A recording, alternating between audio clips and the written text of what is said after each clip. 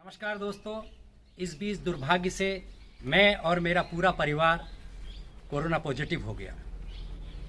इस मध्य मैं कोविड-19 के नियमों का पालन करते हुए अपने घर में आइसोलेशन में हूँ और कोरोना के मध्य के जो मेरे अनुभव हैं उन्हें आपसे साझा करना चाहता हूँ। जैसा कि हम जानते हैं कि प्रकृति ने हमेशा ही उपचार के दो रास्ते दिए हैं।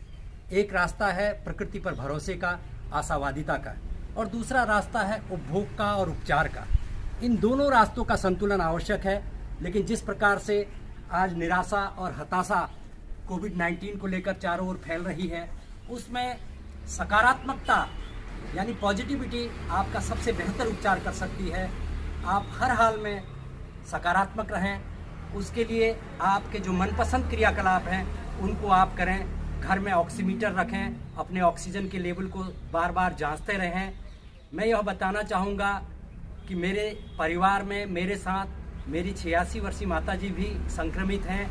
एक दिन ऐसा हुआ कि उनका ऑक्सीजन लेवल 90 हो गया, तो मेरे द्वारा उन्हें उनके मनपसंद कार्य यानी भजन के लिए प्रेरित किया गया और 15 मिनट के भजन के बाद जब दोबारा से ऑक्सीजन लेवल नापा गया तो वह 95 हो गया। इस प्रकार हम देखते हैं कि प्रकृति में हमारे उपचार की पूरे साधन मौजूद हैं, हमने उसका प्रयोग छोड़ दिया है।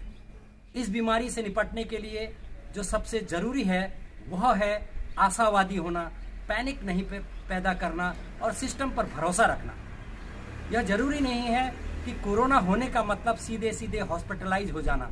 आप अपने स्वास्थ्य की निगरानी करें, आशावादी रहें, और आशावादी रहने के लिए आपको जो सबसे अच्छे काम लगते हैं, अपने मनपसंद काम हैं, उन्हें आप कीजिए। हल्का व्यायाम कीजिए, अनुलोम विलोम, भत्सिका और भ्रामरी प्राणायाम इसमें कारगर साबित हो रहे हैं। छोटा मोटा व्यायाम आप कर सकते हैं, और उससे भी ज़्यादा ज़रूरी है कि जो चीज़ आपको सबसे अच्छी लगती है उसे आप ज़रूर करें। चाहे वो आपके बचपन के दोस्तों से बात करना हो या अपने कोई अन्य परिजन हो जिनसे बात करके आपको अच्छा लगता है, पॉजिटिविटी का संचार होता है।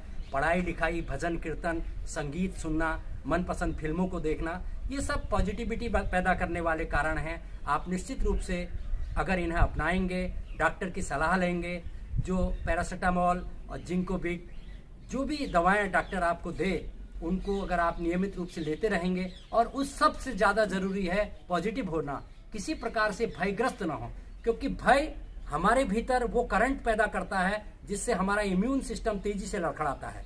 और जब हम आशावादी रहते हैं तो हमारे इम्यून सिस्टम को ताकत मिलती है, हमारी सांसों को ताकत मिलती है, और ये पूरी लड़ाई इम्यूनिटी और सांसों की लड़ाई है। और उसको बढ़ाने के लिए प्रकृति ने हमें जो सौगात दी है वह आशावादिता की सौगात दी है। इस परमेश्वर को जिस पर आप भरोसा करते हैं उस पर सच्चे मन से भरोसा कीजिए, पूजा पाठ जारी रखिए, डॉक्टर से परामर्श जारी रखिए, और उन सबसे ज़्यादा ज़रूरी है कि आप आशावादी रहिए। आशावादी रहने के सारे उपचार शुरू कीजिए।